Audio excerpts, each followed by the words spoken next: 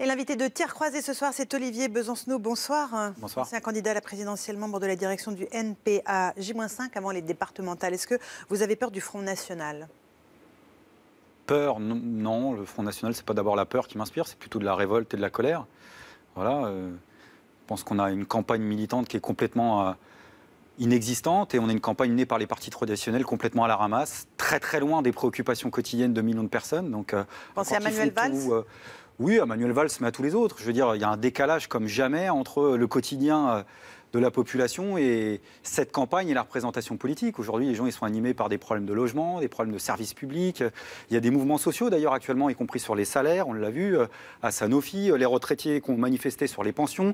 Il y a des salariés aujourd'hui qui résistent à la fermeture des licenciements du côté de Fumel, par exemple, les salariés de Metal Temple. Il y a quand même plus de 100 salariés qui sont concernés. Et voilà, la seule qui en parle, c'est Marine Le Pen, c'est ça? Non, elle n'en parle pas, elle a un programme, c'est « Je veux gouverner ». Le seul programme de Marine Le Pen, c'est « Je veux gouverner, je veux gouverner, je veux gouverner ». C'est pour ça que je vous parle de colère, parce que le Front National aux commandes des départements, ça ne sera pas le Front National aux commandes des communes, comme on a déjà pu le connaître, c'est-à-dire un Front National qui ressemble à la classe politique qu'elle n'arrête pas de décrier, c'est-à-dire des maires qui commencent par tout de suite vouloir s'augmenter un petit peu comme les autres. Donc il y a cette soif de pouvoir qui est très présente dans le Front National, qui m'exaspère en plus de son programme politique, avec lequel je ne suis évidemment pas d'accord. Donc je crois que le sursaut, il est aussi au-delà de la campagne.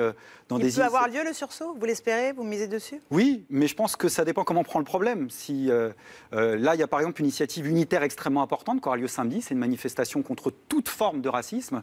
On a vu après les attentats un climat politique qui a commencé à méchamment déraper, avec une stigmatisation des musulmans, avec des actes antisémites, avec une montée des racismes, et surtout, pire que tout, et pour moi ça c'est insupportable, une espèce de mise en opposition des souffrances entre elles. Et là, il y a une manifestation... Soir, ce sera où, à Paris? Samedi à 15h à Barbès, il y a une manifestation unitaire appelée par plusieurs organisations antiracistes. Vous pensez que ça peut porter dans les départements où on parle de proximité? C'est très important de montrer... Sociale. Vous ne pensez pas que c'est un peu parisien et que tout ça est assez loin des électeurs finalement? Non. D'abord, ce n'est pas parisien, parce que des manifestations antiracistes et des mobilisations de ce type-là, il y en a un peu partout. Et c'est important, justement, de montrer le visage de ceux et celles qui continuent à dire que le racisme, ce n'est pas une idée, c'est condamnable, que l'opposition de la population entre elles, ça amène à rien, et que, en effet, le Front National, dans son discours, dans ses actes, ça sera ce qu'on connaît actuellement en pire. Voilà, il y a peut-être de personnes qui pensent qu'en gros, voter Front National, c'est flinguer le système. Mais vous n'allez pas flinguer le système, vous allez tirer contre vous-même. Donc ça, c'est important aussi de le faire par des initiatives militantes. Ça ne suffira pas, il y a une dimension politique qui est nécessaire, mais je crois que c'est important. Est-ce que vous prenez votre part de responsabilité dans l'échec annoncé de la gauche dimanche? Est-ce que le fait que les électeurs déçus de la gauche se tournent vers l'extrême droite et non pas vers l'extrême gauche, c'est-à-dire vous, non, mais nous, de toute façon, on est très peu présents. Pour mettre en cause ou pas? Non, on est très peu présents au moment des élections départementales. On est très peu, une poignée, je veux dire, généralement, ce n'est pas des élections où on se présente. Y compris, il faut faire des choix financiers, et c'est clair que ce n'est pas des élections, on a l'habitude de se présenter, ce qui ne veut pas dire qu'il n'y a pas des enjeux départementaux sur les questions de subventions publiques, d'assistance sociale, et y compris le Front National aux manettes dans ces départements, ça aurait aussi des conséquences pour tous ceux qui sont locataires de ça. Vous pensez que le FN peut remporter un certain nombre de départements? Visiblement, ça a l'air d'être planté dans le décor, donc le problème, mais comment dire, ça va être quoi? Ça va être une mèche supplémentaire sur la poudrière de la crise politique telle qu'on la connaît.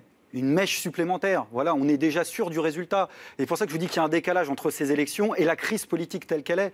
Donc pour régler cette crise politique, il faut d'abord que la gauche non gouvernementale reprenne le pavé. Il y a une échéance extrêmement importante contre le gouvernement qui aura lieu au mois d'avril avec une grève qui est appelée par plusieurs organisations syndicales contre l'austérité sur les salaires, contre la loi Macron. Il y aura, et nous on s'est fait écho de cette proposition unitaire, un meeting unitaire de toute cette gauche-là, sociale et politique, quelques jours avant. C'est important parce que c'est aussi renvoyer à la nécessité de fédérer les forces anticapitalistes, parce qu'il y a une course de vitesse, vous l'avez dit, c'est ça notre part de responsabilité, que la colère fournisse pas aujourd'hui les voix du Front National et alimente pas le pire. La désunion de la gauche, elle va se payer dans les urnes. Est-ce que c'est responsable justement que tous les dirigeants de gauche ne s'allient pas avec le PS pour faire barrage au Front National? Mais de quelle gauche vous me parlez? Le PS? Soyons sérieux.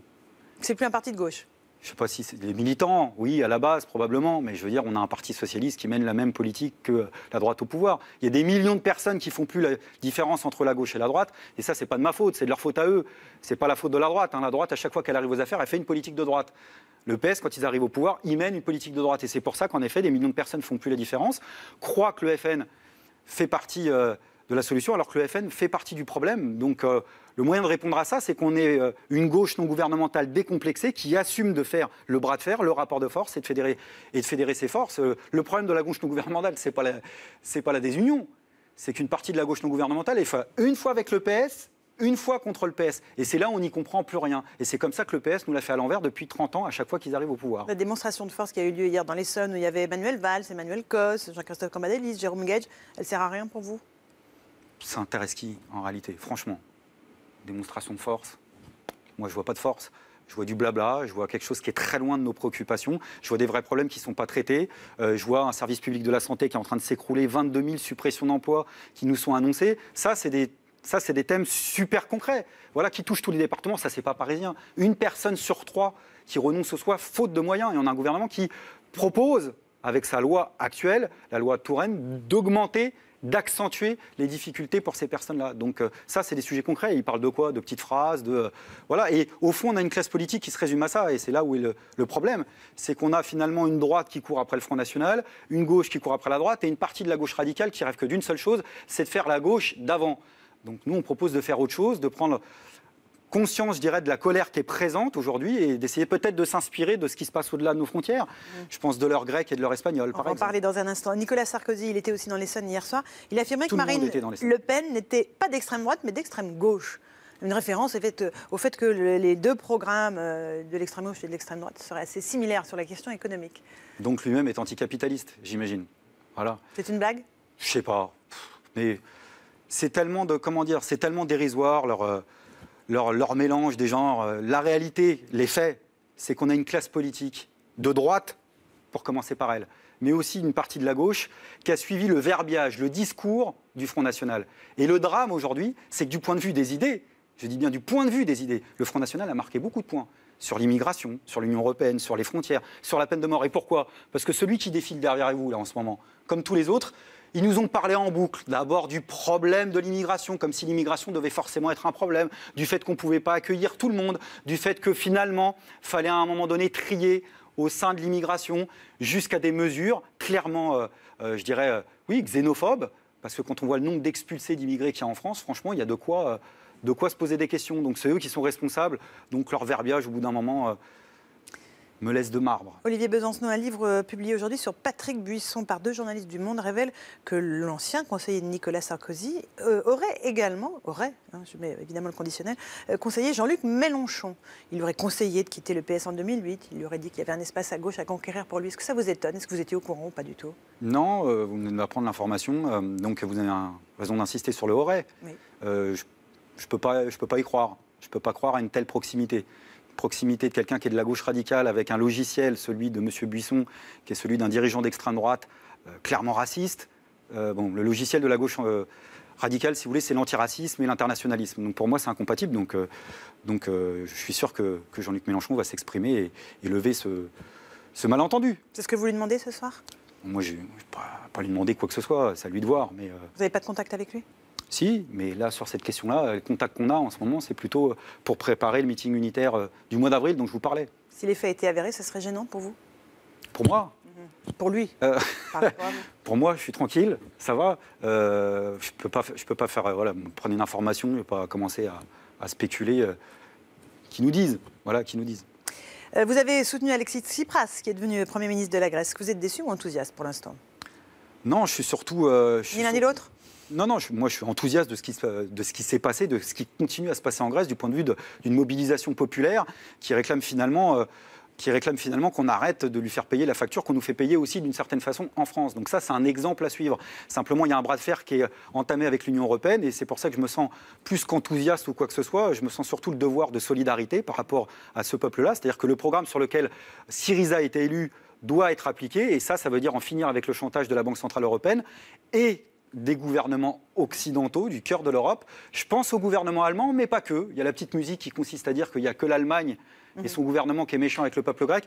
Le gouvernement français a sa part de responsabilité. Il faut savoir qu'aujourd'hui, la dette grecque elle permet aussi au fisc français de se faire un petit peu d'argent. Qu'est-ce qu'elle devrait faire, la France? Alors, annuler la dette grecque? Moi, je pense qu'il faut annuler la dette grecque. Je pense donner qu'elle est la facture aux illégitime. Français? Non, mais ça, c'est du venin, pardon de le dire. Arrêtons de répéter ça. Le gouvernement a commencé à sortir ce chiffre qui est du poison et qui est un mensonge, d'expliquer que par tête de pipe, ça fait 600 ou 700 euros. Ça ne correspond pas au circuit financier actuel. Quand même incroyable que ce soit un anticapitaliste qui soit obligé de le rappeler sur les plateaux télé. Les circuits financiers actuels, c'est la Banque Centrale Européenne qui, quelques jours, comme par hasard, avant l'élection de Tsipras, a expliqué qu'elle mettait plus de 1100 euros sur la table pour acheter des titres publics et privés. Ça veut dire quoi? Elle le fait ex nihilo, hein, c'est comme une machine, c'est comme la planche à billets. C'est virtuel. Ça veut dire quoi? Qu'elle peut parfaitement les racheter dans la dette grecque. La Banque Centrale Européenne doit et peut racheter les titres de la dette grecque. Et il n'y a aucun contribuable qui va payer. Ce que le contribuable en France paye actuellement, c'est les intérêts de notre propre dette. Un des plus gros budgets de l'État, 50 milliards d'euros.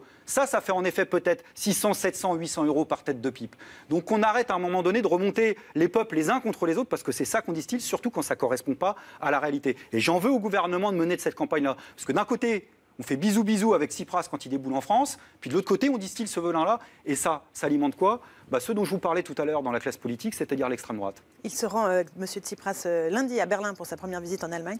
Est-ce qu'il aura les moyens de convaincre Angela Merkel d'annuler la dette de la Grèce? Tout seul, avec ses petits bras musclés, j'y crois pas. D'ailleurs, je sais que dans Syriza, il y en a beaucoup qui pensent la même chose.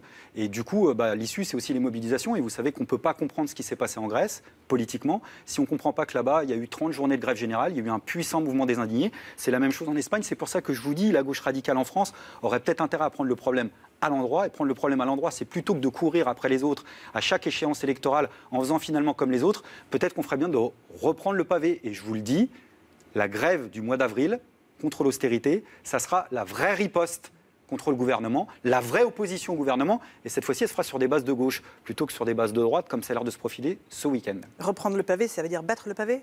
Oui. Ou c'est le pavé financier? Je vous dirais plus si affinité, mais on n'en est pas là pour l'instant. Dernière question, vous êtes amateur de football, une question un peu plus légère. Vous la voyez arriver de très très loin, tir croisé. Fan du PSG, est-ce que Zlatan Ibrahimovic doit être sanctionné ou pas, selon vous? Pour moi, c'est un non-événement, voilà, et pas simplement parce que je suis un compte supporter parisien, mais franchement... Voilà, il a tué personne, là. Donc, bon. Ces excuses vous suffisent? Ouais, et puis l'affaire politique autour, c'est bon, ça va 30 secondes, quoi. Ça va 30 secondes. Olivier Besancenot était l'invité de Tir Croisé. Merci d'être venu ce soir sur notre antenne. Dans un instant, la météo et le journal seraient à tout de suite.